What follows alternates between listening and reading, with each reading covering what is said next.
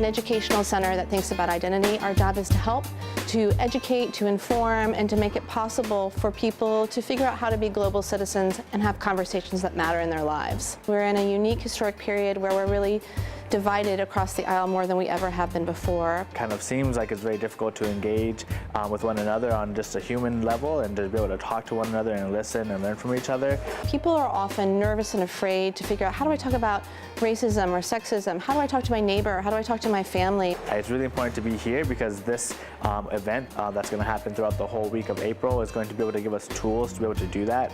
And that's what the Cassandra Voss Center has always been about, which is Kurt and Cassandra, a father and daughter, had hard conversations, and the dialogues and the residency give us a chance to talk about real issues. It's going to talk to us in a grand sense of things, of what's going on, what do all these things mean. So it's going to bring it really back down to us and kind of see what we can do to make change, because I feel like a lot of times people are even confused of like, where do we go from here? Where do we start? How do I make an impact? St. Norbert College is the only liberal arts institution in the country to have a Bell Hooks residency. The Cassandra Voss Center is considered the sister center to the Bell Hooks Institute in Berea, Kentucky. And we feature her. She's considered one of the leading public intellectuals in our country, published over 40 books on conversations and topics like how to talk about race, racism, sexism, education, media literacy, spirituality. We consider Bell Hooks almost like a Swiss Army knife. She can talk about anything to anybody, and if you've been in her presence, you know that to be true.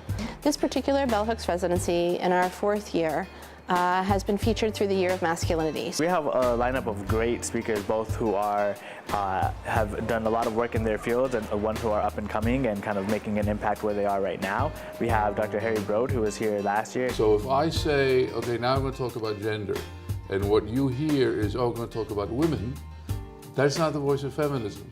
That's the voice of patriarchy. He's a sociologist. He can talk to people about, to men specifically, about what does it mean to be a man now in this day and age? What does it mean to be a feminist? What does that even mean to all of us? Dr. George Yancey is a major New York Times columnist. And he talks about philosophy, and not only a philosophy in this grand, big sense, but in a sense for people. He talks about the Black experience and how that relates to philosophy. He talks about whiteness. He talks about Christianity. All these things, all these topics that we kind of don't really think about too much all together. Dr. Bettina Love is going to come talk about education as liberation, and we'll be spending some time in a Green Bay public school. And she talks about how to engage families, students, and teachers to become civically engaged students and people and citizens. Bell Hooks is also telling her spiritual story Monday night through Agape Latte. She'll be speaking with President Dr. Tom Kunkel and Breakfast of Champions Monday morning because they have a lot to say to one another. And we're also helping to launch Bell Hooks' board books. And we're doing a Facebook Live interview. It's a don't miss residency. Each year people come back because it's something really unique about St. Norbert.